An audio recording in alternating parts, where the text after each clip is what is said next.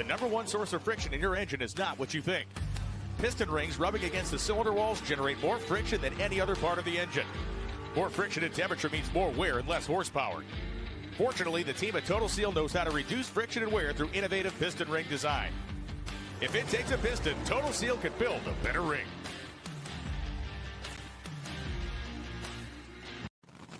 This is WFO Radio.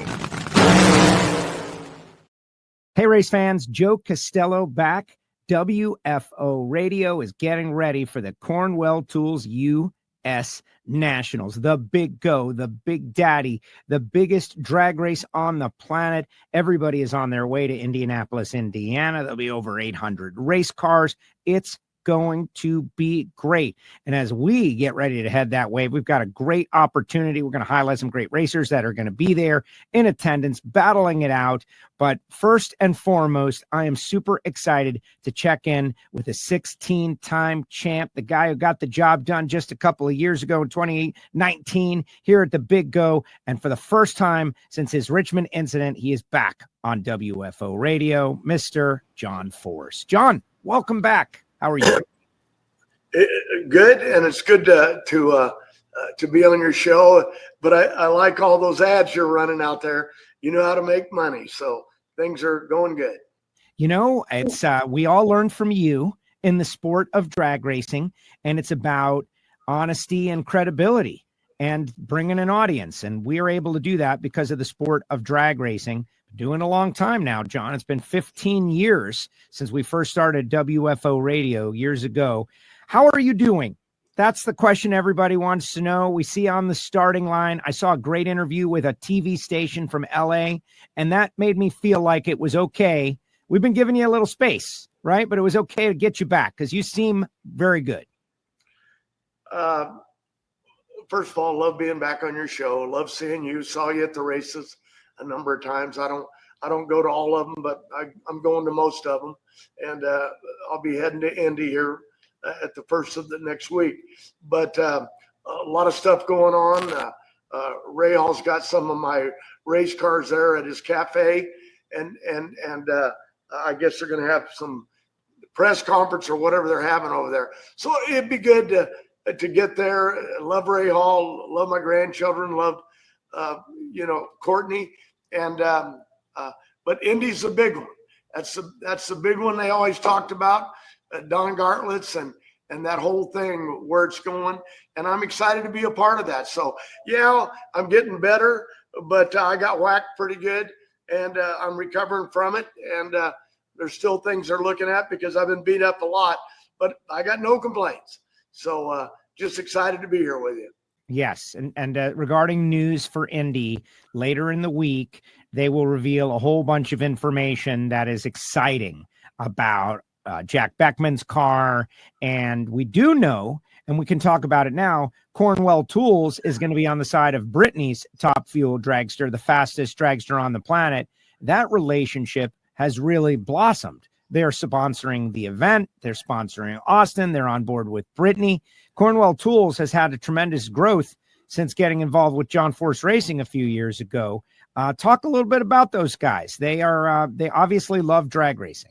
Well, Cornwell, jumped into the game, and we put them with Austin Prock, and that kid just amazes me. He just come out of nowhere and got in that race car and off and winning. But he's got a great team with his brother and his dad and what they're putting together for him. But he's got a lot of talent, and he's showing it.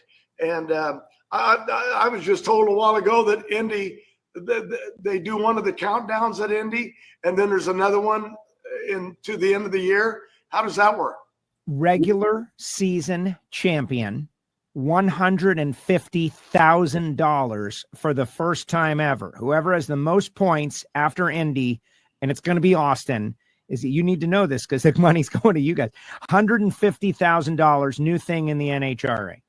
Yeah, well, that's exciting, and he's earned it, and his dad, and that Cornwell Tools, that team, and they've really been good to me. But I've got to look at my list of sponsors Pete's been good to me. Chevrolet's been good to me. Monster Energy. We got to get Brittany back in the win game, but she's got a hot rod now that's starting to get consistent. It's been running those big numbers, those speeds. Grubnick's doing a great job, him and Cunningham. So it's just a matter of where we're going. We're going to Ray Hall's restaurant there at his new shop in Indy, and we're going to have a car showing there of some kind. They don't keep me up on what's going on, but I'm excited that my cars are there. I saw pictures, and they'll go over and have a press conference or lunch or something. I don't know, but and I'll be there. So, Graham Rahal has got his shops over there where his IndyCar teams are. But he really made it nice, and he put restaurants in and everything to generate revenue. So that's all cool. Graham's, Graham Rahal Performance and what he calls the task force.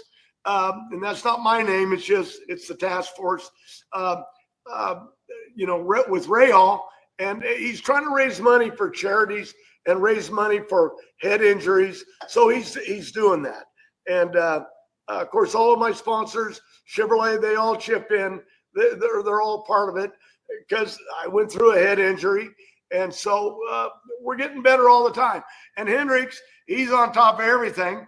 I call him too much. Hendricks, by the way, I'll quit calling. I'm driving you nuts. Just wanted to say that really love you and love what you're doing to keep me in business because, it's a tough racket, and we're getting through it. That is so true. And Rick Hendrick has stepped up into the sport of drag racing in general and done a lot of great things. You mentioned Brittany's performances. Let's talk a little bit about Brittany and the job she has done. Of course, David Grubnick and the guys over there, JC, and but the 343, John, like that's ludicrous numbers. Those are numbers that I would not have guessed at the start of the season. We would have seen a 343. We hadn't seen 340 in Top Fuel, and David Grubnick has put up 343. I want you to talk about it from an excitement standpoint. I think race fans want to see that, and each of the last few races, including Brainerd, they got to see a 340. It makes buying a ticket worth it. I really like Grubnick and Cunningham. These guys, am I getting my names right? John Collins. Yeah, John Collins. I apologize, John. They're a great team, and they work together. And got so many employees, I get them all confused. But to watch her run the big speeds, 340 something, but I want to keep her safe because I got a real wake up call. I thought you couldn't hurt John Force. Well, I learned I was wrong. And sponsors have really worked good with me to make it all possible. HendrickCars.com joining us, but I saw him over there with the Pro Stock kid, Anderson, and how good they were doing. And we were able to put it together. And I'm cutting a lot of deals I never cut before, but people are taking care of me to keep me in business. So I lost basically a year, and I was lucky that Cornwell signed and Course Peak signed. So we're back in the game. We're going to see where it's going to go. But the question you asked was Brittany. Yeah, she's my little girl. I love her like Courtney and Ashley and Adra. But I worry about them getting hurt because my crash was a wake-up call. You think you're Superman, and you're not. And I'm getting better. But to lay there and think of all I've accomplished, and then you look at your baby girl that she goes out there and runs those kind of speeds, and the people, DeJoria, so many people have come up and said, we're really excited for her that she's doing good. And they're just really good people. So she did good. She rock and rolled. She put them numbers up week after week after week. And I'm excited to see that because I'm really proud of her. She's not winning, but she's 4th or 5th in the points. And that's what I go by as the points. And she's doing really well. Well, she was in a very close race the other day and just came out a couple of thousandths behind. And so it's gonna happen. John, I'd like to hear you talk a little bit about what you thought about, reflecting on your success. Very often in our sport, the person is always thinking about the future. I know you've thought about the future always, the next deal, the next win, the next championship. What's next? Not a lot of time spent on reflection about how amazing a career you've had. Over the last year, did that happen? Did you think about your life and how you got from the guy who was in Southern California dreaming of being the next Snake or the next Jungle Jim to becoming the 6-time champ? What kind of thought did you put in as you recovered? Well, you got to look at the people that got me here. Austin Coyle, him and Bernie Federle, like the greatest of all time. You go by the numbers, you don't go by me. But you look at, Bernie passed, and we're going to have a get together with him at the shop in Indy. My best friend in high school, Bob Fisher, he passed a few days ago, and we're going to have a thing here at Pomona for him that his daughter Colleen is putting together for her dad, and just a lot of things and a lot of people. He worked for me in the early days when I didn't pay him a paycheck, but I've been real lucky. I put the team together, for years ahead, and then Hendricks comes on board. He's trying to clean up all my problems, and of course he's got his NASCAR teams and they're doing good, but we're going to clean them up and we're going to move. But I can't look back. That's not how I live. I look ahead, and I probably won't be in the driver's seat. Only a doctor will say that. But I'm thinking myself, I can't take another hit. But I've got good sponsors, Cornwell, Peak, and now Monster and Hendrick, Cornwell, Chevrolet, all these guys, Graham, they're all trying to help me, keep me in business. So we'll see where this thing goes. But I'm having a good time if I can get through all this medical stuff, because it drug on for a year, and now they're looking at what they're going to do about some things. And I know I look fine and I talk 100 miles an hour and everything, but I do have some things that I got to fix, and I will. I love that. No, you got to go through the process, John, and we're lucky to have you. We're lucky that you are with us every day. And I know Brittany and your family has been very clear about that. I see you on the starting line and I watch you, and you linger. You kind of play the back. You stay back from the cars. I'm sure maybe the shock of the car is part of it, but also it looks like to me that you're watching your teams from afar. What is that experience like for you? I can imagine you want to be in the car and you're getting used to being on the starting line. Well, these kids that work for me, they become my family. They've been with me forever. I mean, basically, I get a lot of credit, but I don't run my teams. Robert was running my teams, and now I've got new people, the guys in Indy, Prock and those guys in the machine shop. They stay on top of everything. Jimmy will call me and say, hey, we were going to test before Indy, then call back, we're going to test after Indy, because I got to watch the budget. I got to save every penny that I can. But I'm really, really proud of these kids, because when I go out to the races, I don't try to run it. I don't give them tune-in tips. I tell my drivers, go get them. But Beckman, they all get in the fight. They know the drill. But the guys know how to run the cars. I don't have to lead in that. I never did. Robert was in the middle of that, but now they're doing good. So right now what I'm trying to do, to be honest, is I got to run my sponsorships. I got to make the money work, but I've got to run my part of the business. But to be out on that starting line, I don't need to be out there. I don't run the car. I don't need to take credit for it. I need to let them do their jobs. let them do the interviews, and I'll be doing some stuff at Indy. I'll be doing stuff, pitching and selling. That's what I do. And I'm excited, putting together a new deal. I've got a lot of drivers involved, but I got all my daughters are involved because they're not just drivers anymore. Ashley, Brittany, Courtney, they're owners now. They own my race teams. Maybe that's the first time I ever said it, but I'm excited where it's going, and I'll be signing a contract with a new group, and I've been with them for years, but we're trying to look at what we're going to do in the future, and it's pretty exciting. New tower at Indy. Next year's the 75th anniversary of NHRA Drag Racing. There's a lot of big things happening, big announcements coming up later on as we get ready for the U.S. Nationals. But it's just always exciting to see how far the sport has come since you entered. When you entered the sport, you were doing it for a different reason. I don't think you ever would have imagined it would have gotten to this point. Maybe new TV contracts. We certainly hope so. But Darren, when you look back, did you ever imagine it would be this big? Wally Parks took it, and they're going to do a thing on him next year to honor him, and that's big. And they're talking about maybe doing something with me down the road.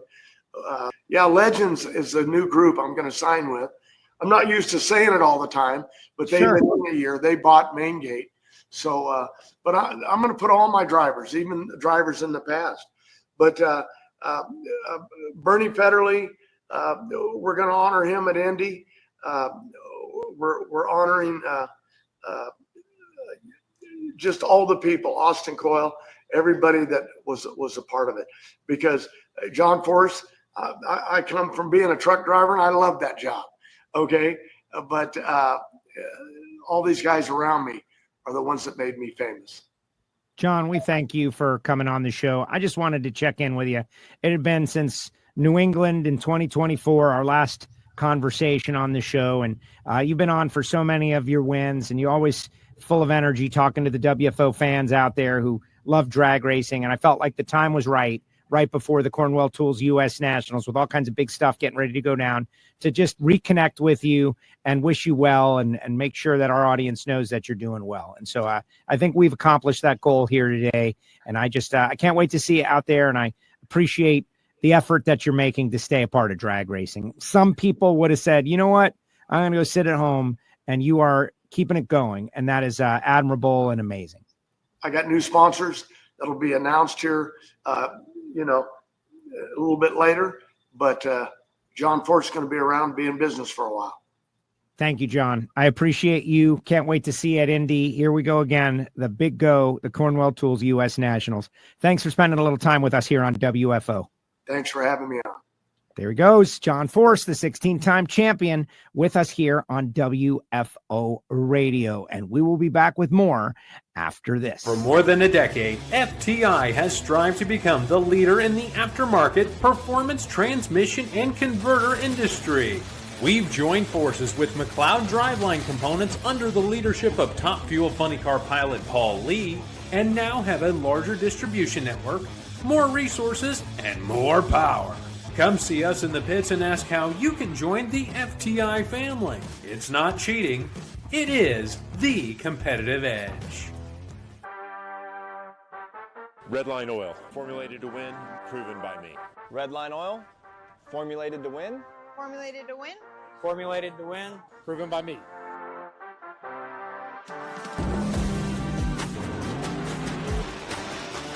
Formulated to win, proven by me. Proven by me. Proven by me. Redline Oil, formulated to win, proven by me. I'm Steve Torrence, four-time NHRA Top Fuel World Champion. And when me and these Capco boys win races, we go straight WFO. Oh, yes, Steve Torrence. We're going to see him back out there. I'm super excited about the John Force interview, guys. I was so wanted to connect with John before the big go, the Cornwell Tools U.S. Nationals, and the folks at John Force Racing made him available, and we were able to catch up with John the end of last week, and just amazing. This week at Grand Marais Hall Performance, they're going to reveal some really cool things. Didn't want to get ahead of that, but thanks to John for coming on WFO Radio and spending time with us, and thank you to everybody out there for sharing the show. And I just think that, you see John on the starting line, and he's been gracious enough to give us a few seconds of his time after one of the team's wins or Brittany's 343, amazing things. But to see him with a KTLA interview really was what did it for me. It made me think to myself, well, all right, we can have him back, and we're not going to lean on him too much. I see people talking about him driving a nostalgia car and him getting out there. And listen, I don't think that's where we are right now. I think it's amazing that we get to have John Force continue to be a part of NHRA drag racing, and his teams and the business and the system that he's created is going on to great things. So very excited about the Cornwell Tools U.S. Nationals and super fired up. Now, Richard Gadson is supposed to be joining me right now. Richard Gadson, who got the job done. We've got a really cool show for you guys. We've got Richard Gadson seconds from now. Jordan Vandergriff is going to be back. And another gentleman that I was able to catch up with, Matt Stutzman, armless Matt Stutzman. That's what he goes by. He's a Paralympian. He won a gold medal. He's going to tell his whole story. Hopefully you've seen the Phil Burgess column on NHRA.com, and now we're going to put life to it. But first, we're going to go out to, I don't know where he is, but he won Sonoma. And just like we said, the second win comes right after the first one. Richard Gadson joins us now. What's up, Richard? How are you? How's it going, Joe? Thanks for having me, man. Going great. So yeah, you didn't have to wait very long for win number 2 to come down the pike just like that. Here we go. Yeah, no, it didn't take long. I kind of was hoping that was the case, because the first one was pretty hard to wait on. But the bike's been on a rail lately. I've been really comfortable on it lately, and I think we're starting to learn a lot about what was holding us back prior to now. And once you can't unlearn it. So I'm starting to learn how I want to race, how I like to race. Finding how to be consistent in my zone, and I think hopefully it doesn't stop at number 2. Hopefully we can keep this deal going. Well, this would be a good weekend for that to be the case. Yeah, very much so. I've been thinking about it. And I'm like, just to be there competing for it at the U.S. Nationals, just to be in that position to be out here racing for something that prestigious. Somebody like me, that's like a crazy dream. So hopefully I can pull it off and make it all happen. Okay, so a few years ago, one of the most, calling the shot, confident, that kind of deal, Eddie Krawick at Indy was something special. And I talked to him a couple of times leading up to it. And, you hang out with Eddie, but racing Eddie on the edge, he was mad. He came into that race mad. I'm going to kick all their asses. He said extreme things like that to me, just walking in the pits. And he went out and did it, man. A couple of years, Eddie Krawick, figured out how to psychologically put himself in the position to go out and channel his anger, his rage, and win the U.S. Nationals. And I thought it was amazing, because a lot of people can say that they're going to do that, but very few actually do that. Has Eddie coached you up at all now that you've won races and you can go into this race trying to win it? Oh yeah. I mean, you got to hear, if he said all that stuff to you when he was riding, you should hear some of the stuff he says to me in my ear before I stage. It's definitely he's a confident guy. He thinks every round we go up there, we're supposed to win. He don't care who it is. And that's part of what I told you. When you start learning how you want to race, and you start, you're not just going up there making a pass and hoping your win light comes on. You start coming up with a way you want to approach rounds. And you're like, you know what, man, if I do everything that I'm supposed to do right now, I don't believe they can beat me. And those are, that doesn't mean it's going to happen that way, because the other guy in the other lane has a different plan. But, it at least helps you go up there feeling like, every round you can win. And that's another thing that's changed for me this year is, last year you kind of feel like you're in a position where you got to make miracles happen. Like you need to go up there and do some superhero stuff. And when you start getting a motorcycle and your confidence behind you and your team behind you, you can really kind of go up there and say, you know what, man, if I just do the same thing I did all day in qualifying, I can win this race. And that's a different that's a different confidence.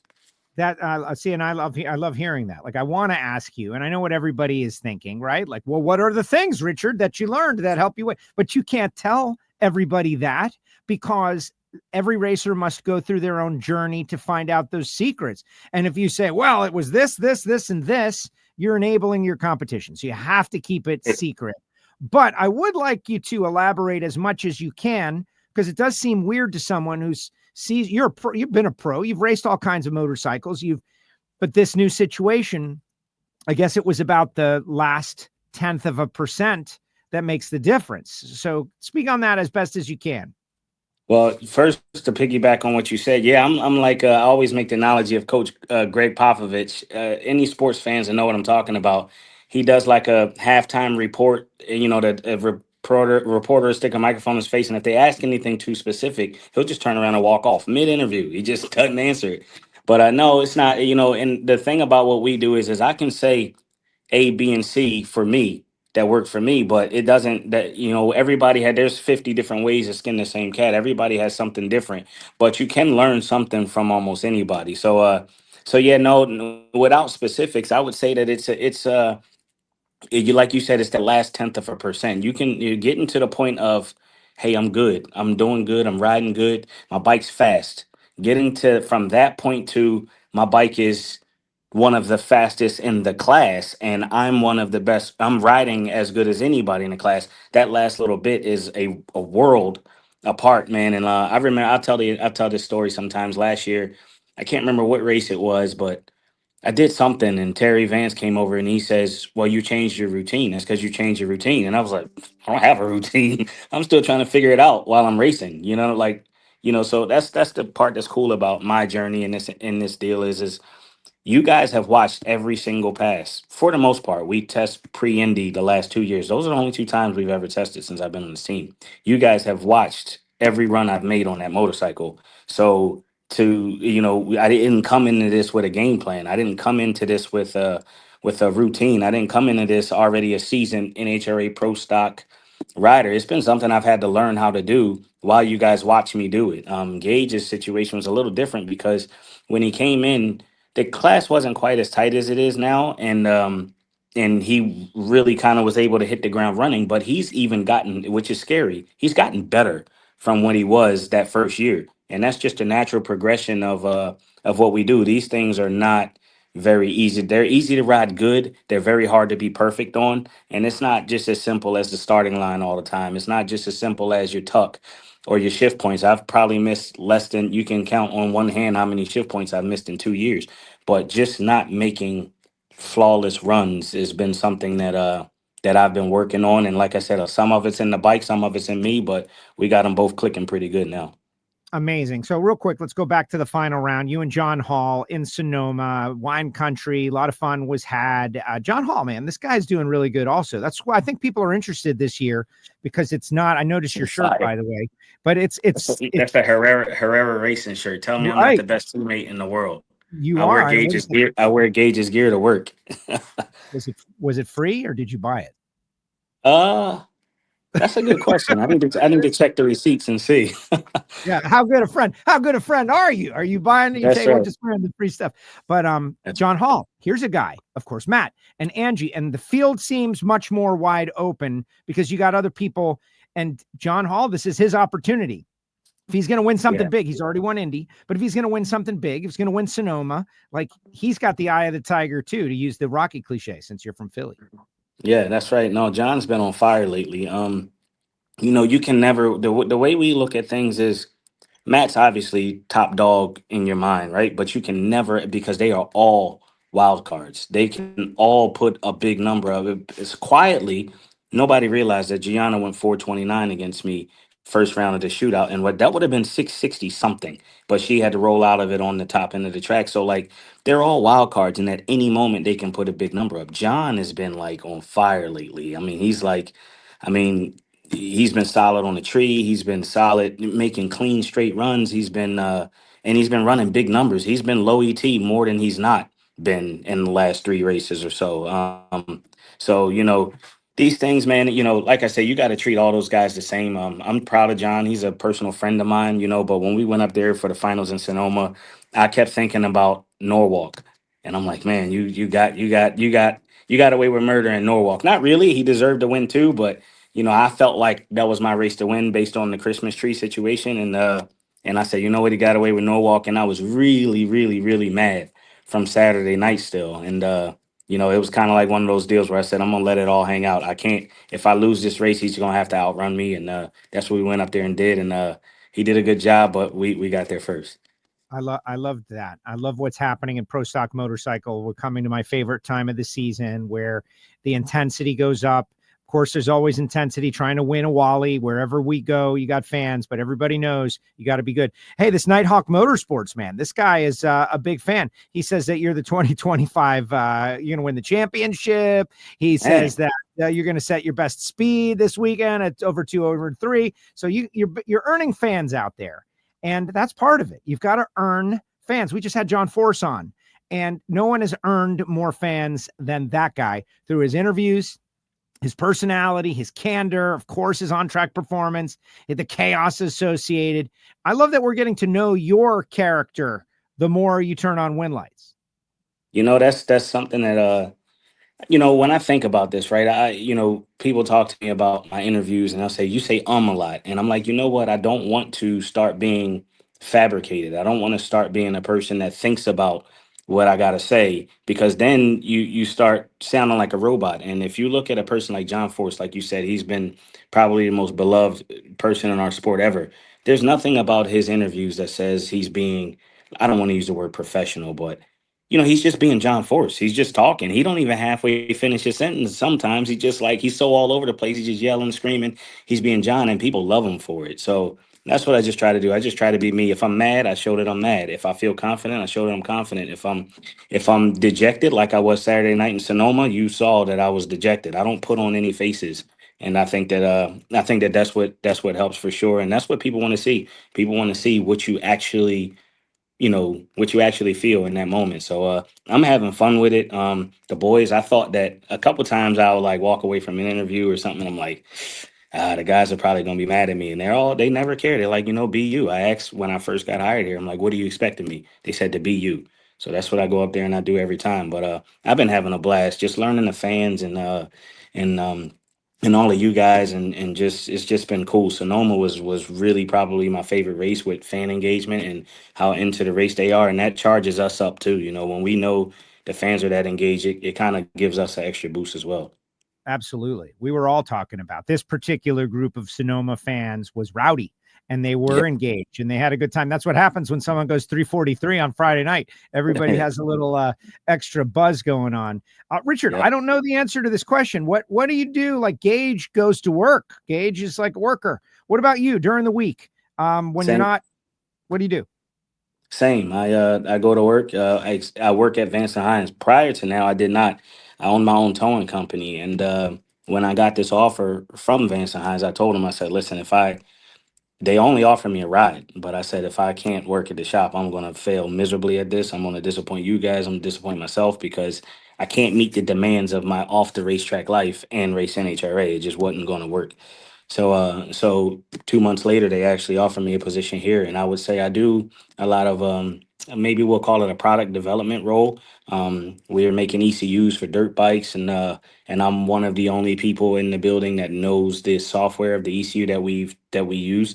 Our new Hayabusa and G6R1000 exhaust systems that we just put out, those are all pretty much my idea to Eddie's execution to Danny and Antonaccio and Mike Hassick welding, and kind of a joint effort. But those were from my idea, from being on the ground with the people that are out there, from being, just 2 years ago, or a year ago, I should say, I was at every no bar grudge race there is in the country. And I know what those guys are looking for. I know what they want. So bringing in what I know the outside world is looking for and bringing it to a team that's capable of bringing those things to light has been really, really, really cool.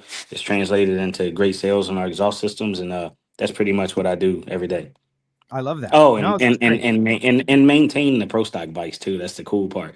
in between races, I service and maintenance. I try to touch Gage's bike as little as possible because that thing is a machine. And if anything ever happens, I don't want it to be, oh, Richard put that on. So I try to touch his as little as possible. Andrew and Jay Craywick do his, but me, I'm on my bike, the rental, Kelly's if it's here, so on and so forth. But we all pitch in and do what we got to do. I love it. I love it. All right. Before we let you go, the U.S. Nationals, you mentioned it. This time of year, you check out social media. It's made who's saying it's not as good as it used to be. Like, I don't even know what the point of making that point is, right? Either like it or you don't. It's this year's Super Bowl isn't as good as 3 years ago Super Bowl. Like, it is the Super Bowl. And we're going to have a whole different one every time. We got a new tower. We got new positive things going on. Just what's your outlook personally as you get geared up for this event, more in context of the event as opposed to your individual race? This is our like you said, it's a good analogy. This is sort of our Super Bowl. I mean, it's not at the end of the year, but it is our biggest race of the year. And, to say it's better or worse is it depends. Like, what are the points battles looking like? What's at stake in the classes? Who's the underdog that can kind of pull off a surprise? What's happening? Like this now we have a regular season championship. It's a lot going on in these 5 days, and we got 5 qualifiers. We get that many. You got the last Too Fast, Too Tasty challenge event of the year. You got a lot of stuff happening at Indy. So I would think that, as I always tell people that say they don't like NASCAR, and they're like, oh, it's just cars going around a circle 300 times. I'm like, yeah, but if you get into the teams and the drivers and you start understanding what they're doing, their strategies, who's drafting who and why, and what they're trying to do to position themselves, it brings a whole different ball game to them making left turns 300 times. But that's what it is to me for the U.S. Nationals. One, it's the U.S. Nationals. It's Indy, but it's mostly, man, we all are jockeying for position. It matters. I know we go in the countdown to the championship only. I don't even know. I should know the rules. I think we're only 20 points apart. But those 20 points, I promise you, somebody's going to be counting those 20s in Pomona at the end of the year. So we're all jockeying for position. We want to win the regular season championship. We want the trophy of the U.S. Nationals. It's a lot going on. You got to dive a little deeper into the details. I agree. Like football, the Super Bowl, it's guys in, colored tight pants running back and forth. We could diminish it to its core basicness if we want, but we're not going to do that. And for you guys, like, you got a chance to win this race. So it's got to be the greatest one that's ever happened. Richard, thanks for spending a little time with me. I will see you in a couple days. Super excited. Good luck in the big go.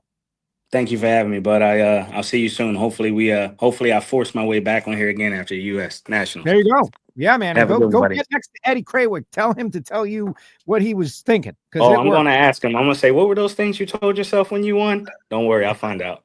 All right, Richard. Later, buddy. Have a good one, guys. Yep. Richard Gadson with us here on WFO Radio.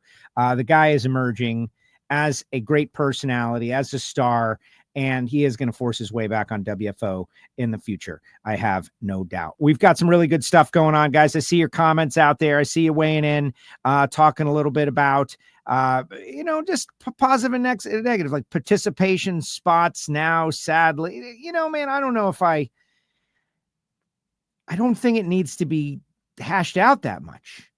Like, the rules are the rules. Should there be a wild card in baseball? Should there be 2 wild cards? Like, is the second wild card a participation spot? Like, baseball fans don't do that. Only drag racing fans do that. And I think it has a lot to do with, and I'm not saying you, Drag Race Mayhem, I'm just saying a lot of people have the inability to talk about what Richard was talking about, the positive things. Like, Richard is 70 behind Gage in the points for the regular season championship. So Gage would have to lose first round and Richard would have to go to the final, as I've got it. That's interesting. Now, Richard doesn't want that to happen to his Vance and Hines teammate, but he'll be happy to collect it if it were to come his way. There's a lot going on. The funny car call out, the Mission Foods Too Fast, Too Tasty challenge, but just laboring on these points. There's someone who's posting the entry list every week. Oh, look, there's only 132 super comp cars instead of 150s. Oh, it's not as good as it once was. I plan to make a case for lowering the quotas for super comp and super gas and adding super street. I think this is a good move for you at the NHRA to undertake, because why make the super streeters stay home from the U.S. Nationals so we can have 150 super comp cars and 150 super gas cars? Let's have 120 each. Let's open up 60 spots for super street. They've got smaller rigs and they've got really cool cars and people love them. It's like one of the favorite categories out there. Just saying. All right. Speaking of other cool categories, Top Sportsman is going to be going. And I did an Instagram reel in Brainerd with Matt Stutzman. He's a Paralympian. He's a gold medalist. We talked for 90 seconds. And the guy is captivating. He's an interesting character and personality. And you guys got to see him. So we did an interview. It was the end of last week. He was on his way to Indy, to the area, and we were able to catch up. I want you to check out Matt Stutzman and tell me what you think. Jordan Vandergriff will follow, and that's going to happen after this. Looking to replace your OEM diesel particulate filter or diesel oxidation catalyst? Look no further than DPF XFit, a complete line of aftermarket diesel particulate filters and diesel oxidation catalyst designed as an exact fit OEM replacement with all makes coverage for light, medium, and heavy-duty trucks. With thousands of units in stock, we ship the same or next day, and be sure to check out our comprehensive reverse OEM lookup tool. Always new, never remanufactured. For more information, be sure to visit dpfxfit.com. That's dpfxfit.com. Here we go. Matt Stutzman. Drag racing fans, check out Drag Race Bracket Bonanza. It's the free, family-friendly fantasy bracket game. Now, after final qualifying at every national event, you can fill out your bracket for all the pro classes. It's free, easy to click on your picks. If you need some help, just hit the randomizer button to fill in the blanks. It's for fun, stay engaged, and pick your winners today.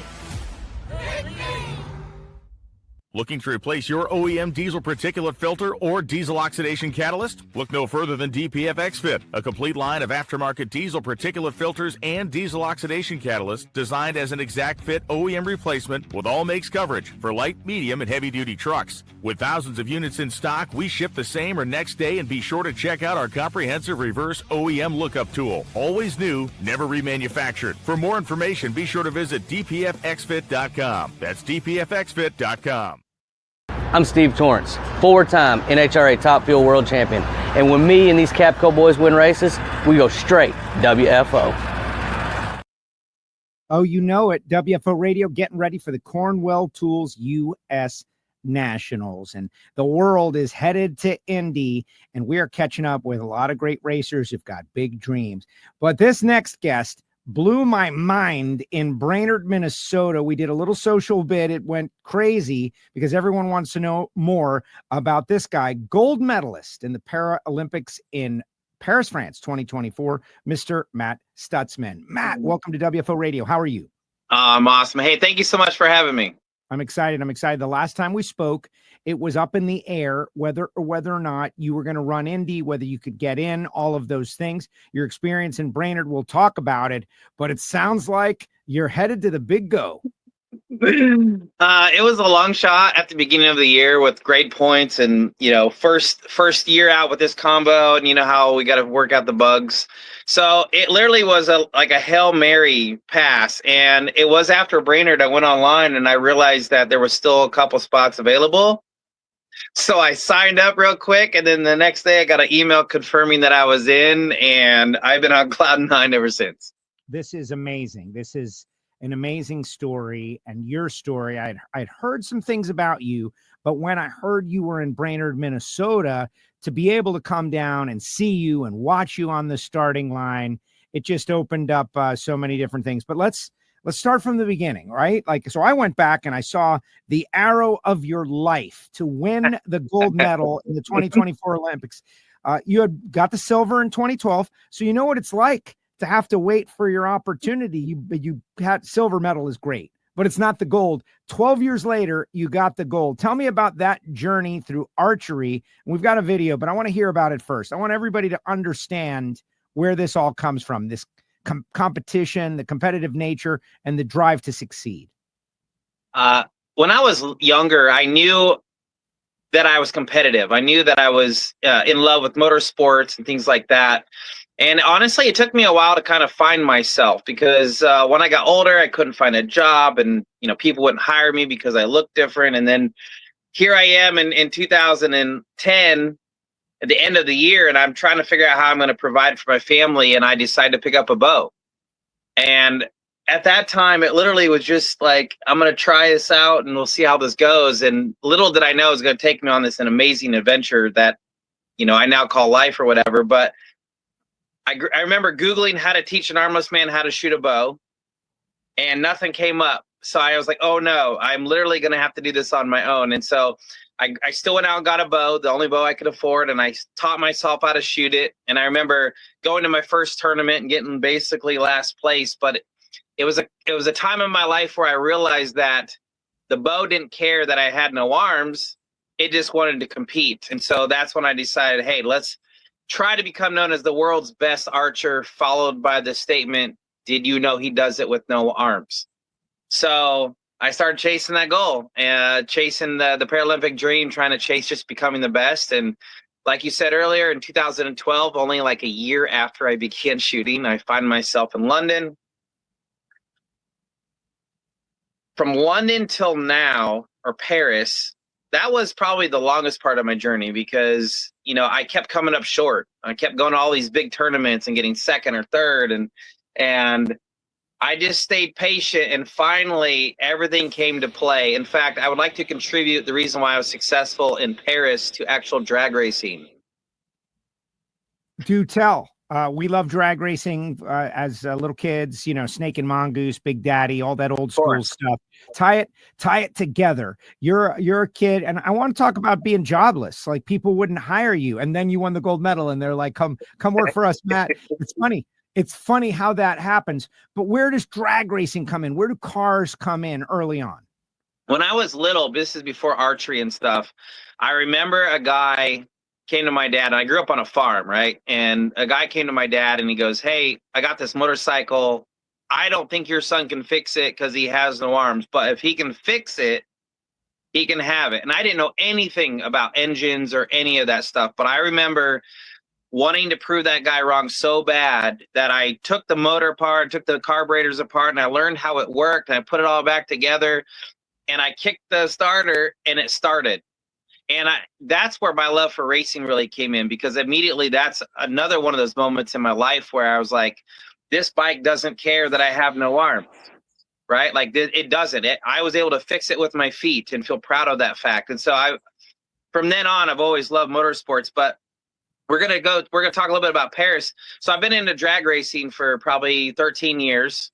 And I progressed to where I'm at. But it wasn't until I'm trying to figure out how to win in Paris, and I'm analyzing everything else in the past. And I've learned that when you're in that big stage, so Olympics, you get one medal, you train 4 years for it, and then it all comes down into one day, and it's single elimination. So that's a lot. But my life is completely different because people now see that, yes, I have no arms, and most people wouldn't think you could do stuff or live your life how you want to live it. And yet here I am chasing those dreams and living those lives, living that life. And it's motivating people. Like, people are seeing me, what I'm doing. And even at Brainerd, we fought a couple issues with electrical systems. And at one point the mag went bad, which is crazy to me, but it did. But even then, the people that just came up to me and that were just supportive of what I was doing, and they couldn't believe that a guy without arms is doing this. And they would literally say to me, like, wow, like, my life isn't that bad. I feel like I can accomplish more. Like, that's really where it's at, right? Like, to me, that was the reward, right? Not necessarily, I would love to win a Wally, but the reward is that I can use my life as an example to maybe make other people's lives better. I had a great conversation with Randy Meyer about exactly that. And some people, he said to me, he goes, and some people can't get out of bed in the morning. You know what I mean? They can't do it. I got a problem. There's a reason, whatever the reason is. And then you look over at Matt, and Matt's doing what he wants to do. Archery. I don't know how to do archery. Let me go learn. Google. Yeah. Oh, nothing. Let me figure it out. Gold medal. Okay. Now drag racing. Let's watch a couple videos, though. I want people to understand the car. This is a very serious car. Here's a still photo. These are just little videos I grabbed while we were at the track real quick. I wish I had done a better job, honestly, Matt. But you went 214 miles per hour. Let's check out this first one. Let's see what nice little walk around on the car. That's a great looking little race car. You say it's a McCamus car? Yep, it is. It has some unique features, but the front clip has that hump over the front tires, which you don't see a lot of anymore. I love the bump on the front tires. It's like it's chopped, it's down low. That is amazing. There's Randy Meyer right there. The back of Randy Meyer wearing his HusseyPerformance.net gear. And let me see. We got a burnout one, too. We got a burnout. Let's see the burnout. This is the run where you went 214. And again, I was totally unprepared for what I was about to see. I was figuring out everything as it was going. Like, wait a second.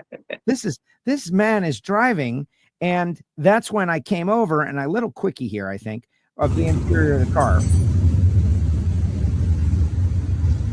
And that's the thing. You got this the steering wheel column. The steering column is cut so you can easily maneuver your leg around in there to steer the car. Absolutely. Like, that's about the only modification I did on the whole car. I shortened the steering column like 12 inches. So I literally look like I'm in a recliner when I'm in the car, like just super comfortable, laid back, my feet up on the, like that's kind of what it looks like. And I wanted the design that way because if I ever decide that I want to go faster, it would have to be in a dragster. And if I ever decide I want to sell this chassis to go another route, like if I chop it all up for me, I'll never be able to sell it, True. Yeah. And those cost a lot of money. So, honestly though, I've been driving tractors since I was little, probably 8 or 9 years old and driving cars and trucks and things like that. And so I think it just kind of fit. Like, that's just the best way for me to do is design a car that fits me, but can easily be switched back. In fact, you could be driving that car in about 15 minutes. I can switch it all back with the steering that you could probably drive that car in 15 minutes. Yeah, I can't go that fast. I've never been that fast. I've been 186 a couple times and it was fast. I'm not going 214 right out of the box, Matt. Sorry. I need a warm up. I've always wanted to know what an arrow felt like because my arrow does about 200 miles per hour. Now I know.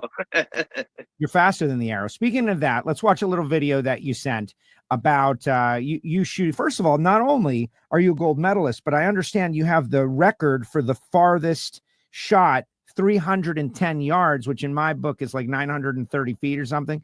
That's the length of the track pretty much. Let's watch this arrow shot, and then you tell us about some of these accuracy. All right, what are we looking at? So right now we're at a track, and I'm showing the people that showed up, the audience or the crowd that came down, how accurate I am. And I'm actually shooting right there, 330 feet. So that's half track of an 1/8 mile. It was windy, and the balloon was blowing all over the place, and nailed it on the first try.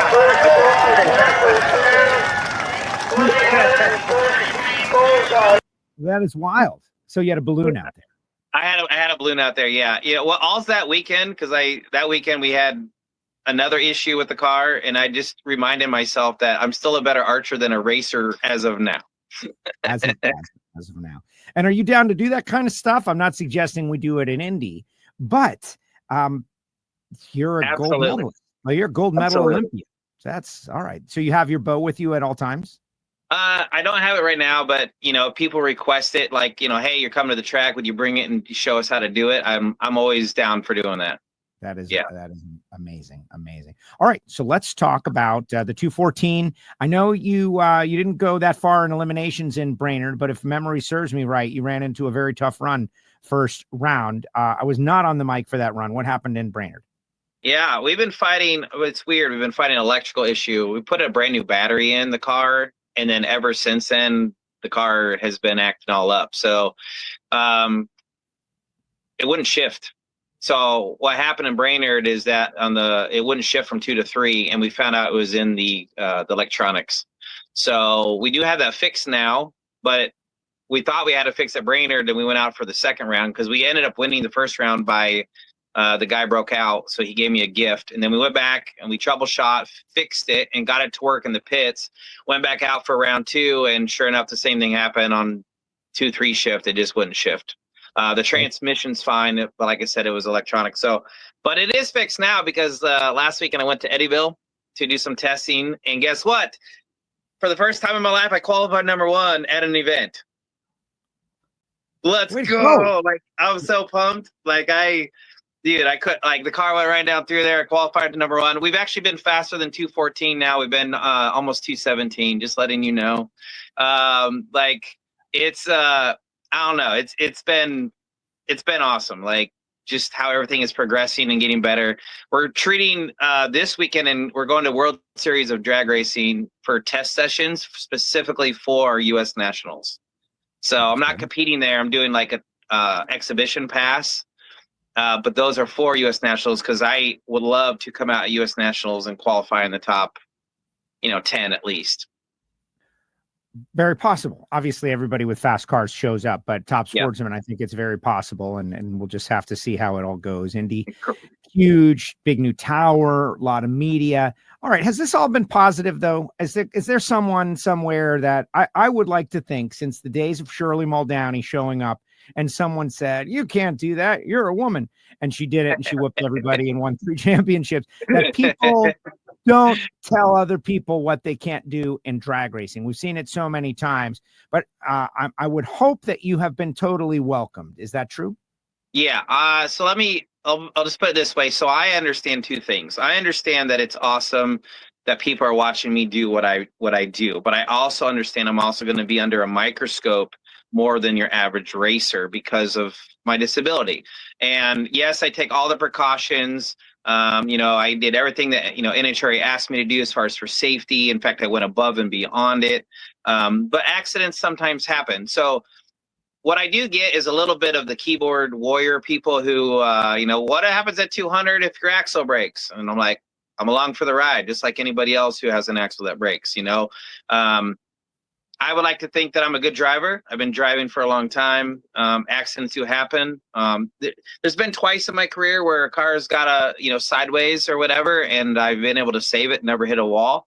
And once that happened, I had a lot of the doubters kind of quit doubting my abilities to drive a car. But other than that, like, let me just be honest here. Even in archery, there was haters, right? There was always people like, oh, he uses his feet and that's an advantage. And so I've learned to just kind of block all that stuff out and just do me and be as safe as I can. As far as the actual racers that I'm racing, they're all amazing. They're all like absolutely, completely fine with it. Open arms. That's why I love this sport so much, because they literally treat me like normal, right? Like, they treat me as another racer. When I come to the track, they're like, hey, Matt, the racer's here. They're not like, hey, it's Matt, the guy without arms, like, they might say that, but like ultimately they understand I'm a competitor and a racer, and I love that I'm getting that kind of respect. I love that too. No, well, that's how we position our sport, and I think those of us that grew up in and around it have felt that way. Erica has said it, and Brittany has said it. Like, don't want to be the best female racer, want to be the best racer. Everybody that comes from a different group, or we don't even need to talk about it, right? Like, we don't even need to talk about it, which I think is so exciting for you to be here as well. There's no, and I mean this in a good way, there's not a para racing, there's racing, and you're in it. I want to win a Wally, and I want to beat the best of the best top sportsman racers in the world to get it, right? Like, that's what I want to do. And yeah, I don't know if I'll have this time, but right, because everybody out there is really good. And on that note, let's talk a little bit about the team, right? You had a bunch of people helping you. I was introduced, I do not recall, but this is not in no way is any race team a one-man gang. You got to have people supporting you. I saw Allianz and I saw Google, and I know you've got some sponsors, but like, give me the team layout. Like, who helps you? How's it work? Everybody, my buddy Rick, who has got a Top Sportsman car, he has to go to the track with people. Otherwise, you can't run Top Sportsman. Just getting to the lanes is a challenge. Yeah, absolutely. So at home between race weekends, 99% of the work is done by me. So like, I'm in the garage, I'm pulling the blowers, I'm pulling heads, I'm pulling the bottom end apart, and I'm putting it all back together and switching out bearings. And, that's stuff that I do. But at the track, because of the turnaround time and just the way that everything is going, I have, with that, I got Christian, who is kind of like second in command, and he's in charge of pretty much most of the stuff that is backing me up and making sure everything on the line is going good, setting RPM, that kind of stuff. Then you got Gary. They help in the pits as far as setting valves, because every round we got to pull it apart and check it out. I do have a gentleman. His name is Bruce Mistatish, and his son Jared. And I probably messed their names up.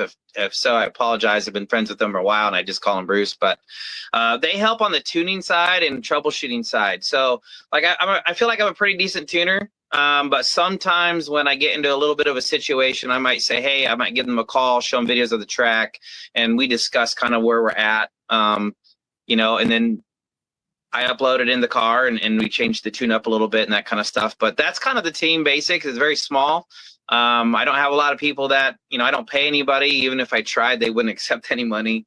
They're really, from what I can tell, they're just helping me achieve my dreams. And if you ask them at the track at Indy, when you see them, they're going to say the same thing. We just want to see Matt get to his goals. And I think that's pretty cool to have those type of people around you. I agree. It's, normally I would say, like, what would you say to people to motivate them? You don't need to say anything. You need to just keep doing your thing. And it is amazing. Like you talk about pulling cylinder heads. Like I can't even imagine the effort that has to go in to the most basic things. Last night I got a little Super Street car, right? I'm underneath with the end oil retention device, the diaper, and it's fighting me every step of the way, Matt. Like everything, like I can't get up in there. And you are battling a top Sportsman Pro Mod style car, doing the basic maintenance, driving the car. It's incredible. All right, so what's it gonna mean to pull out from under the tower at the Big Go, the U.S. Nationals, the biggest, most significant drag race on the planet, and regardless of what happens at the race, to have that moment, what's that going to be like? So I actually talked to the team about it yesterday, and our focus is to enjoy the moment. It's not about winning this one, right? Like, because this dream has been so long coming. I would say that this is probably tied, if not a little bit, has the edge on the winning the gold medal at the games. Because you got to remember, I wanted to be in the racing industry well before I understood archery.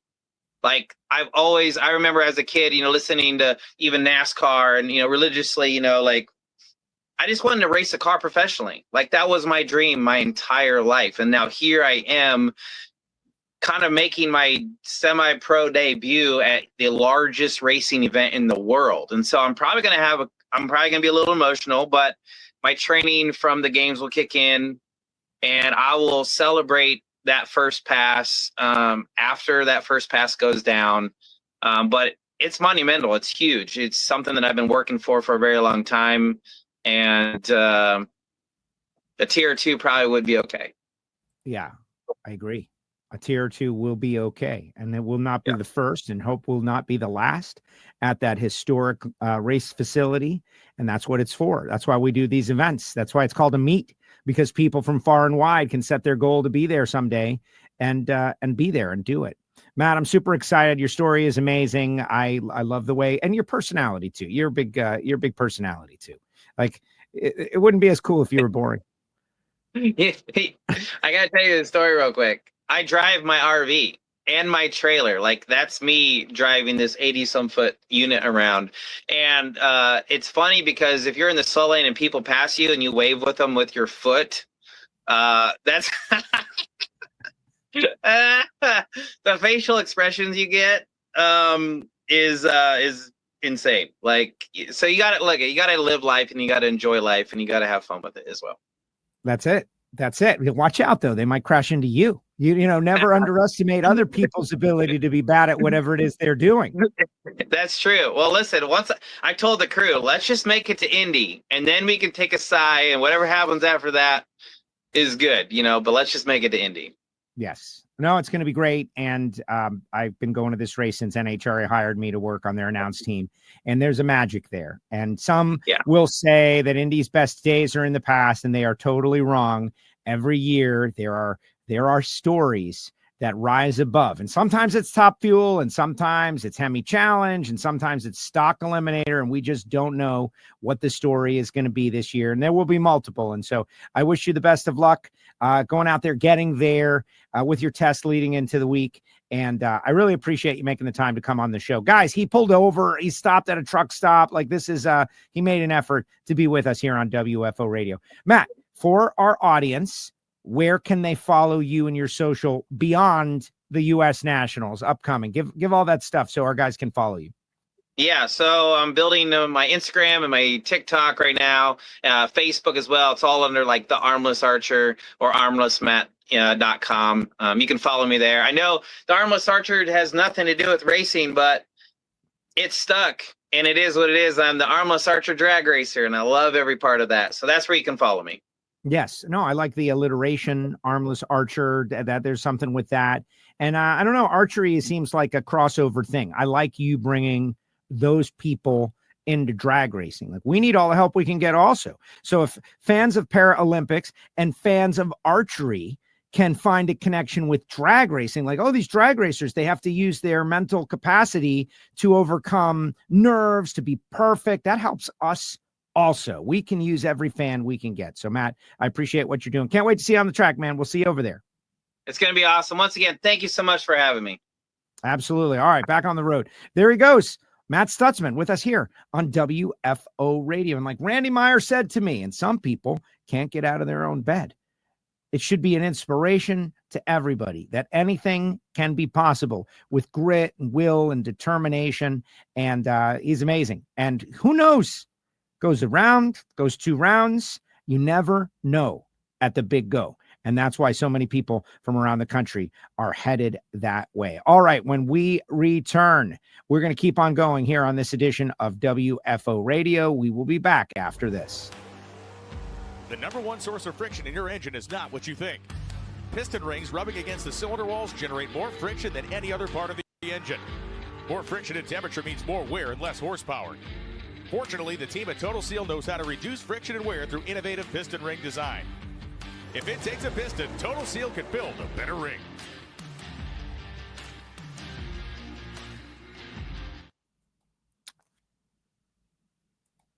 That's right. We are back. Final segment, WFO Radio. Matt Stutzman. What just an inspirational feat. Go out there and win the gold medal. Paralympics. Great stuff. We got one more guest, though, who has also done some pretty cool things, and we're going to bring him on right away, Mr. Jordan Vandergriff. What's up, Jordan? What's up, Joe? Hey, talk about an inspiration. I was listening in. Matt, I'm fired up. I'm ready to go. Just listening to Matt. Well, I want to, yeah, exactly. You're an athlete. You played baseball, competitive baseball through college and whatnot, and you understand the athletic side of it and how the mindset can be the same, but this guy has overcome so many obstacles, and he's got such a great attitude, and now he's a drag racer. Yeah, it's unbelievable. I mean, I was listening in to some of that interview, and it's just the drive, the passion that he has to succeed. I mean, it just pours through him, and he's got a great attitude about it. And I'm gonna have to go watch him run for a few. I'm gonna go watch his first run. He was excited about the first run. He said he was gonna get emotional, so I gotta make sure I'm up there for it. I hope so too. Yeah. Phil Burgess did a story on NHRA.com. I would love to be up there as well. And you know, what can you say? It's going to be amazing. I think there'll probably be some crossover media. Like, someone should pay attention to this. This seems like a pretty big deal. Your story is great though, too, right? I am happy. Here's where your story comes in. When you told me it wasn't locked that you were going to run Indy with Shawn Reed. Right. I was a little disappointed because I felt like, man, you just went through all this reacclimating to the car, and now they're going to put you out. Like, they're not going to put you out. They're going to take money from someone else, money that they need to keep going, and give somebody else a chance to acclimate to the car. That's not going to be successful. If they want to win the U.S. Nationals, you're the best opportunity. And it seems like they came to that conclusion as well. You guys together. Walk me through how that happened. Yeah, well, I appreciate that, Joe. And yeah, it was a lot for us. A lot of, me stepping in for Shawn. And first of all, thank you to Shawn and Reed Trucking Excavating and all of the guys who make this happen. I mean, obviously, I'm very fortunate to be able to do this because of that, because of Shawn's decision to choose me and get back in the car. But yeah, I've been up here with the guys. I'm back up here in Indiana with the guys again. And we took some time getting me acclimated and getting the procedures down. There's a lot of different things that, you don't really think about, just like starting line procedures, backup, who backs me up, who brings me to the lines, who's bringing me in, all different kinds of stuff that we've kind of worked out now, being in Brainerd. And so now we got that down, and the chance for Indy was kind of up in the air, and I got a phone call, and Shawn said, you know what, I think we're going to stick with you. I think we got a good shot with you, and I want to see you race my car again. So it's been great. I've had so many people help me get to this point, like Eric from Impact, he was great. Randy from Nitro Graphics, they've been great as well, and then Jordan from Stilo. They all helped me out get to Brainerd, and now everything they helped me with, I get to do it again in Indy, and I get a shot at Indy, Joe. I mean, I can't believe, if you told me at the beginning of this year that I was going to have a shot at the Big Go, I would not have believed you, but it's happened. So here we go. At the start of the year, I said something along the lines of, I'm not going to give any oxygen to the haters and the people that put out negative things. Clearly, I have not done a good job of keeping that promise, because I'm on social, and it's every once in a while there's a post that's just so unnecessary. It's like, wait a second, like Richard Gadson is going to Indy with a shot to win. He definitely doesn't think it's not as good as it was 7 years ago or 10 years ago. Matt Stutzman is going to his first Indy. He's like making people cry with his story. And you're on the shelf. You don't know if you're going to get another opportunity. And here you are now going to the U.S. Nationals, and Jordan with a legit shot to win, a fast car. Rob Wendland. I think Rob Wendland has won this thing pretty recently with Terry McMillan, and now you're driving with him. It is not worse than it once was. This is exactly what it is right now. Indy, the Big Go, it will always be Indy, and it's such a huge race for every drag racer out there. I mean, you listen to it on this show, everybody who's going to Indy to have a chance at it is super excited. And I'm one of those people, like we talked about beginning of this year, I was holding a microphone for Fox, and didn't think I was going to be working this race, but from that aspect, and yeah, I get this shot in Indy, and with this race car and this team, the Shawn Reed Racing team, Joe, let me tell you, these guys are legit. Rob Wendland, Ryan Elliott, and the guys. This car is fast. This car's so fast. I mean, we proved it in Brainerd. We hopped out there. I needed a little time to get acclimated to the race car again, but by the end of qualifying, Q4, we go number 3. And we go out and get a first round win and come up a little short second round, but the performance was there. The car was there. I've just got to be a little better. I think if I get some more runs under my belt, I'll be there. But coming into Indy with a really, really good shot, I think we know that as a team. I think we're really confident, and I think that I'm more confident as a driver, getting those runs in Brainerd and feeling more comfortable, feeling with the car. I think Joe, I think we got a great shot. There's a full field, but we're one of the cars to look out for. I'll tell you that. Yeah, well, get qualified, right? The old Don Schumacher saying, like, first we've got to get qualified, and then we'll work from that point. But let's talk about what's different. Okay, 5 years goes by. Technology changes. Rob said that the clutch is different. Yep. There's a lot going on. I think Shawn is probably very happy that you got in the car, and your reaction times were not like lightning, just nationally reaction times. Like maybe you uncovered something that they wouldn't have fully understood was the situation had you not gotten in the car. Yeah, but I think Joe, I think I've come to terms with maybe the fact I've been out of the car for a while. I haven't hit a tree in a while, so I've got to take ownership of that. These guys put together a great race car, a very quick, fast race car. So I've taken ownership of that. I've got to be better. Look, I've thought about it this last week, and you're right, I wasn't lightning quick, but I will be better. I've worked on it this week, and my goal is to be one of the best in that category like I once was. So I think it's just about hitting the tree, getting some more reps. And with the 5 qualifiers here in Indy, I think I'm going to have even more of those reps going into race day. So, and I think I'm in the tasties too. So I'll be racing on Saturday, I believe. I think I'm filling in for Billy. You can maybe verify that for me, Joe, but I think I'll be racing even more this weekend. So any real race reps I can get, it's super important to me right now. I don't know how much longer I'm going to get this opportunity in this race car, but I'm going to take full advantage of it for sure. Well, you definitely should. I know you got a lot of people helping you out. I cannot verify that because you just broke that news to me, but I believe you. Yeah. I think you guys would know. Galvin was texting me. That's why. So all right. Yeah, Galvin. Well, he's in the mothership. He knows, like, if Billy's not coming, and then they take the quickest loser to fill that spot. And if that's you, that's great. Great opportunity to get out there. But what are you doing pissing off Austin Prock, though? Let's forget this driver, Jordan. You fired this guy up even more. He said that it was you that lit the fire under him about the reaction time, and he goes out there and gets his head. He's got this vein. And that was because you showed him some stats. Look, I didn't know that vein existed. Okay, that's the first time I saw that vein, but I didn't mean to. Look, I promise you I didn't mean to. We were all hanging out at his house. I had just gotten into town, and I listened to the interview with you and Austin on WFO, and how he explained it. Yeah, I mean, that's just how it went. You know, we were just sitting around. He had just made dinner, and I got the packet from Fox, and it had all the stats. And I just wanted to look up. I was just looking up the Reed car stuff. You know, I want to see where they ranked on the lapse time, things like that. Just get familiar with where those numbers were, you know, in contention with everybody who was going to be at the race. So I was just looking at them, and I kept scrolling down, and I got to the funny car numbers, and I didn't think much of it. You know, I was like, oh, you know, we were talking about wins on the year, talking about hole shots, things like that. You know, because the packet I get, it lists a lot of different things. And I just kind of got to reaction time, and I just was like, oh, you're tied. You're tied for first. He was like, really? I was like, yeah. You know, he's like, with who? I said, well, looks right here, like with Matt Hagan. He goes, okay. And it was kind of, it was okay at first. It was very okay at first. And then, you know, like 45 minutes later, we kind of walk in the kitchen, and he goes, man, I really wish you wouldn't tell me that. I was like, what do you mean? What do you mean? He goes, now I'm not gonna be able to sleep tonight. And now we see that he thought about it all weekend, and he came into Sunday just a different race driver. And you know, I think he was the best.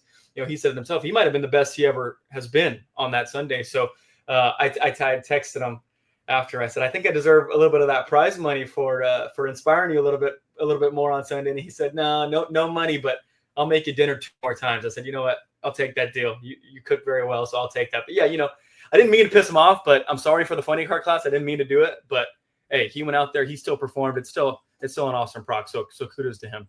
Yes, yeah. But you pissed him off, and he gave you credit, and now he's going to make you dinner. That's nice. It's a nice little take or a little something. You lit a fire under him. And the packet, sometimes I have one around here, the printed version that producer Pete puts out. I assume you're talking. It could be like this big printed out. It's huge. Not the kind of thing you can reference like on the air, but it's great for studying in advance. It's good. It's good stuff. Jordan, best of luck. Anybody else you want to thank for putting you here in this position? We want to see you do well. We want Shawn back, though, also. Would love to see you out there full-time next year. Who can help make this happen? Yeah, I mean, look, first of all, I just want to, I want to thank Shawn Reed again. Shawn's done so much for me already with these first 2 races. I mean, look at me, Joe. I look like a top fuel driver. Look, look at this. I look the part now. I've got a red line, Matco Tool Star Racer belts, Summit, everybody who helps out this team. Thank you so much. And like I said, Eric from Impact, he's been fantastic. They got me all hooked up, and I look great in their suit. And then Randy from iTruck Graphics, we've had to get a bunch of stickers made for this race car, get it ready to go with the little people that I needed. And Randy has taken care of us. And then Jordan Killen from Stilo needed a new helmet. He really helped me out and got me ready. And I look and I feel like a top fuel racer again, Joe. I know it's not going to last a while this year. Maybe we'll see. It's to be seen. I want it to have it for next year, but for right now, I feel like a top fuel driver, and I feel great. So looking forward to Indy, Joe. I'm telling you, we're gonna have a good shot. We got a good race car. I'm gonna be better, and we're gonna go for it. Sounds good. No, I'm excited for you. I'm excited for all of us. This is a great time of year. We don't know what direction it's going to go, but we know we're all going to converge on the U.S. Nationals and let it all play out over the marathon week. Jordan, thank you so much. Appreciate you. Thanks for coming on the show. Thanks, Joe. Appreciate it. See you soon. I'll see you soon. There he goes. Jordan Vandergriff with us here on WFO Radio. How about that? Final comments in the comment section. Your thoughts on anything that our guest said. We started out with John Force and Richard Gadson and Matt Stutzman and Jordan Vandergriff, 4 totally dynamic personalities, and I'm here too. And I want to hear what you have to say. What do you think about what's going on? Congruity HR Pro Modified, and we got Factory Showdown, and we got like 50 comp cars, and we've got so much great stuff. Before we get to all of that, and your thoughts, I see Michael Heiner is out there blaming Galvin. Galvin, listen, he knows certain stuff. I think that's great. Jordan's going to be in the Too Fast, Too Tasty challenge. I don't get like an instant red phone call when something like that happens, but that would be nice. I want to tell you about the folks at HusseyPerformance.net. Beaver Falls, Pennsylvania, David Allen and the team. They give me their number to give to you guys, 412-716-4872. And it's not just copper head gaskets anymore. They do oil pan, valve cover, header gaskets.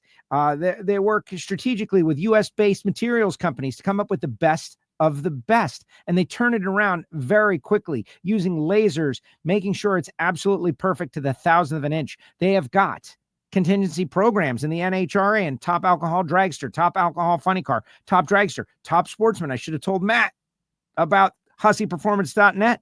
Plus in the PDRA and Top Sportsman and Top Dragster, it's all made in America. They didn't have to bring their manufacturing back because it never left. So if you're looking for gaskets, go to HusseyPerformance.net.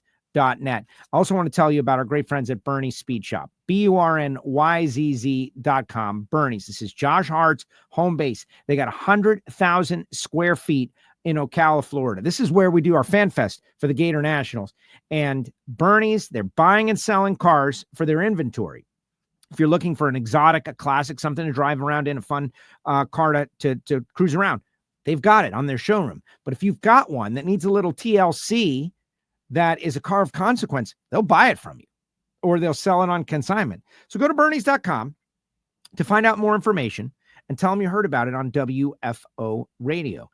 Real excited about that. Want to mention our friends at Foggett.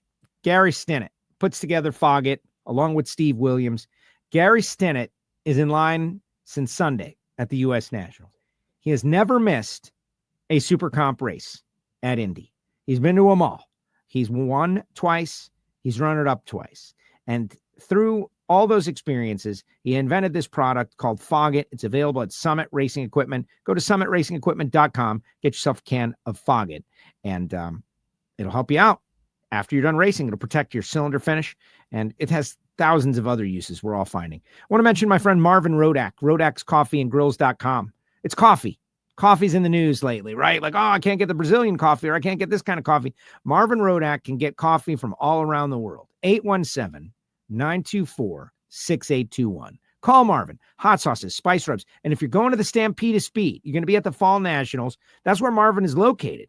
I suggest you get 5 or 10 pounds of coffee right there. This is not like macro coffee. This is micro coffee. Small batches from farms all around the world. The best of the best. Call Marvin. rodakscoffeeandgrills.com. Frank Hawley's Drag Racing School. Our great friends at Samtech. Frank Hawley's Drag Racing School. They just did a corporate event for the folks at Mickey Thompson. Yeah, it's been kind of a sloppy show, guys. But what are you going to do? It is what it is, right? Frank Hawley's corporate event. All the folks from Mickey Thompson got together and they battled each other in Frank's Dragsters. And that's what you should do. With your business, with your sales team, with your group of friends, go to the Dragster Adventure. They travel all around the country. They are all over the place. And they'll come to you. They'll set up the race. And you spend the day driving dragsters. There's nothing more fun than that. FrankHawley.com. Of course, if you want to go through a licensing course like Jordan did and Austin did, you can do that. But for my audience, with the holidays coming, I think, yeah, it's not too soon to mention the holidays. It's the end of summer. It's about time, right? Black Friday, it's hours away. FrankHawley.com. Check them out. And one final mention, the Patreon Listener Club, the VIP Patreon Listener Club. They're getting the Ignition podcast. Apparently no one else is. I don't know what happened. Didn't go out in the feed. It's out there on SoundCloud, though. But patreon.com/WFO radio. Check it out. We've got all kinds of good stuff. The merch is on sale. I'm doing my best, John Force. John got me motivated. All right, let's see what people have got to say out there. What do you guys think about the U.S. Nationals? Mary says, great interviews on all 4 accounts. Thanks, Joe. Yeah, I apologize for the power spike. I really don't know what happened there. But the way I look at it is this. I'm surprised that stuff doesn't happen more often, right? In the world, we're on the net. We're playing a mix of pre-recorded and live. And, I think I double tapped a commercial today. I'm just excited about Indy. Let's see.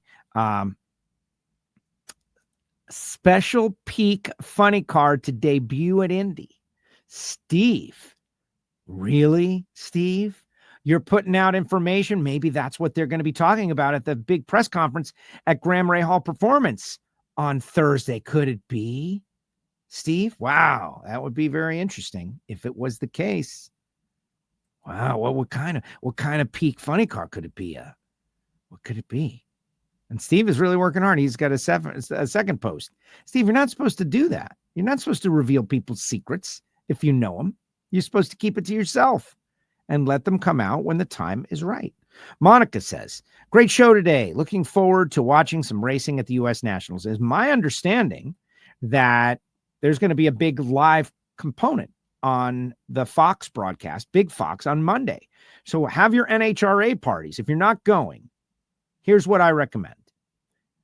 This is the weekend. Pretend you're a NASCAR fan and it's Daytona 500 week. Pretend you're an IndyCar fan and it's Indy 500 week. Rock your gear. Pretend you're a Beyonce fan and she's coming to town for the concert. Everything about the NHRA this weekend. Wear your gear to work all week long. And everybody that asks you, what is that? Because not enough people know exactly what we're doing over here. You tell them it's going to be on Fox on Monday and to watch. It's the biggest drag race on the planet. It's going to be great. I'm very excited. Nicole, will we see some internal bets with Austin, even though they're different classes, talking about Jordan? I'm sure. You can't. I don't think the reaction time thing is fair. But look, that's what our sport needs. You've got to replenish the personality and the talent fund, right? Like you got to replenish it every couple of years.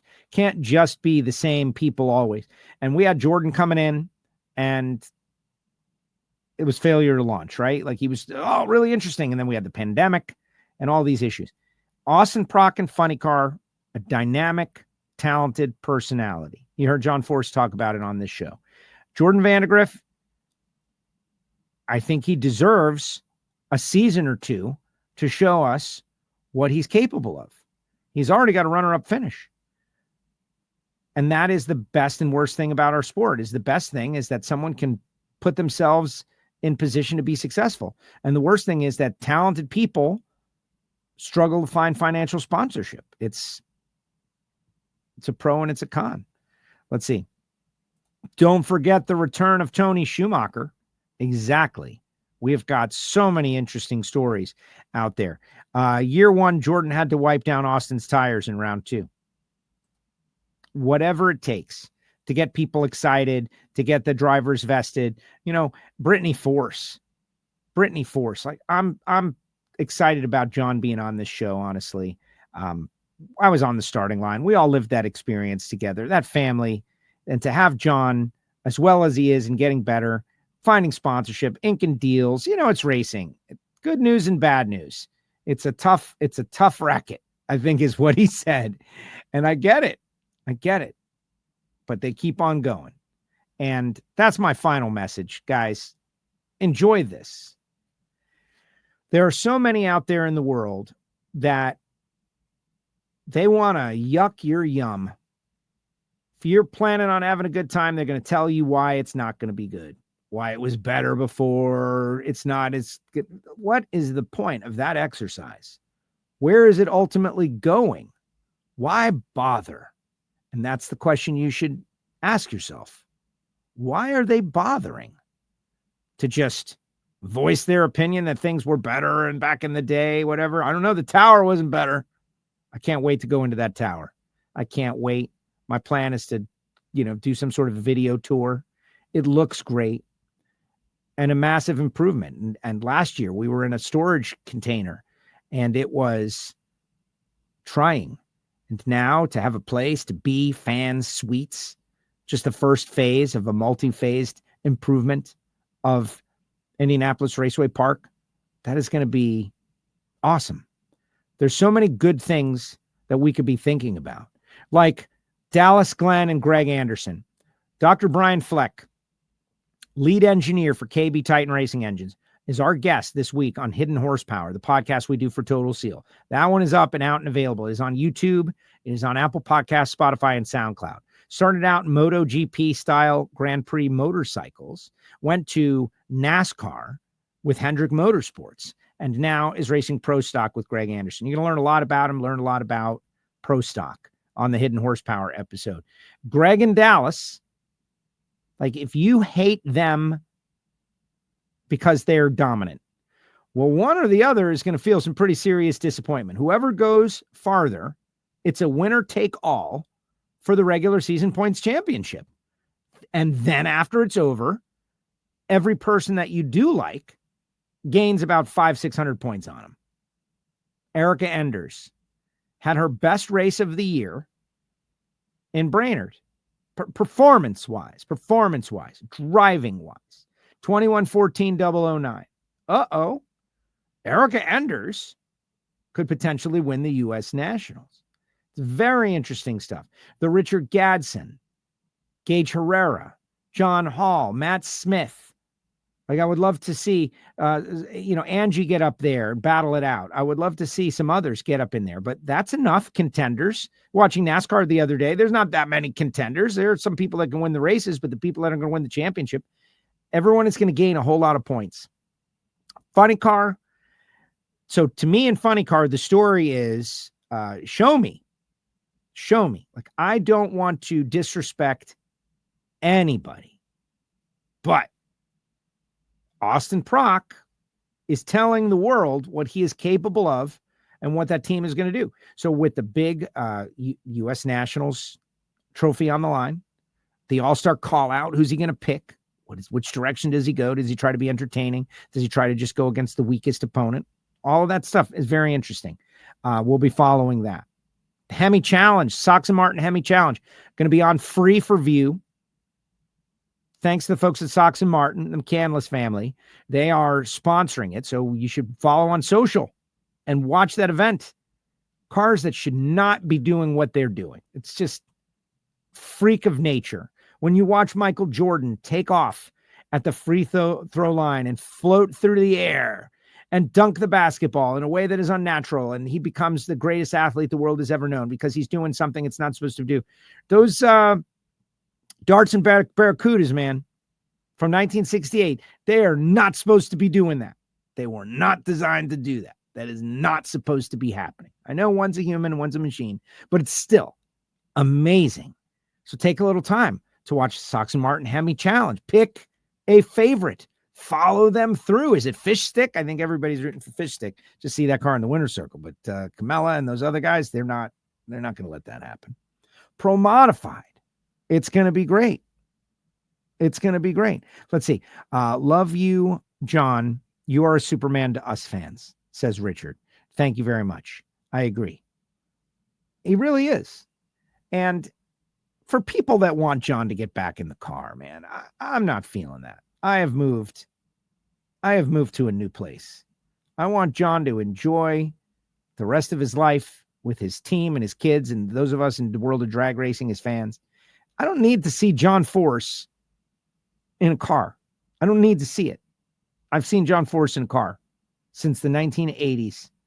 I just love seeing John, period. The Warfish seems to be making an appearance as well. Yes.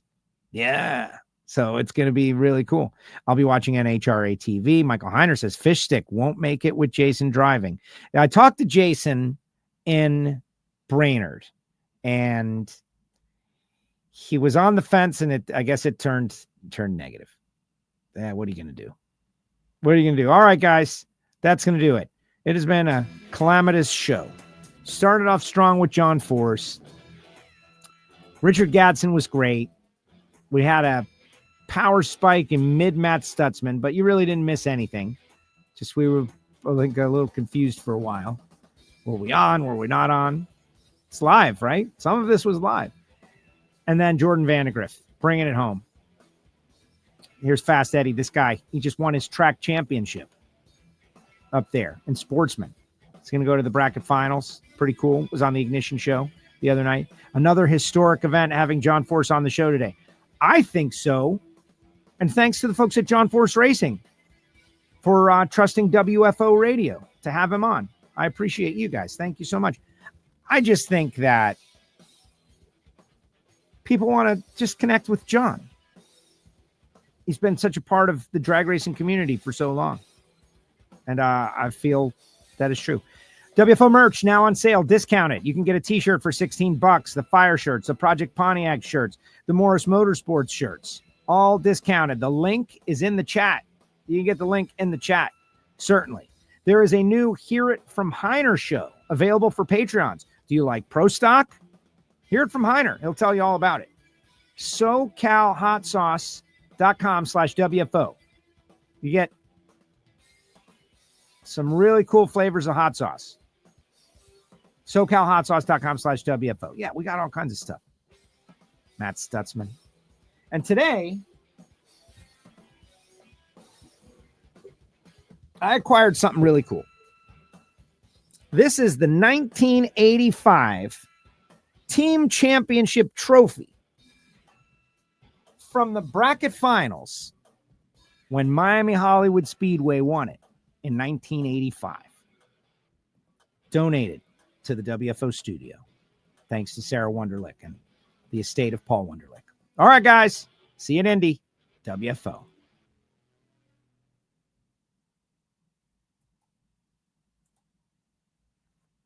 Like this show? Want more? Then head to WatchPTTV.com, the new 100% free PowerTube TV streaming network. Home of the best classic and new motorsports racing and build shows on the web.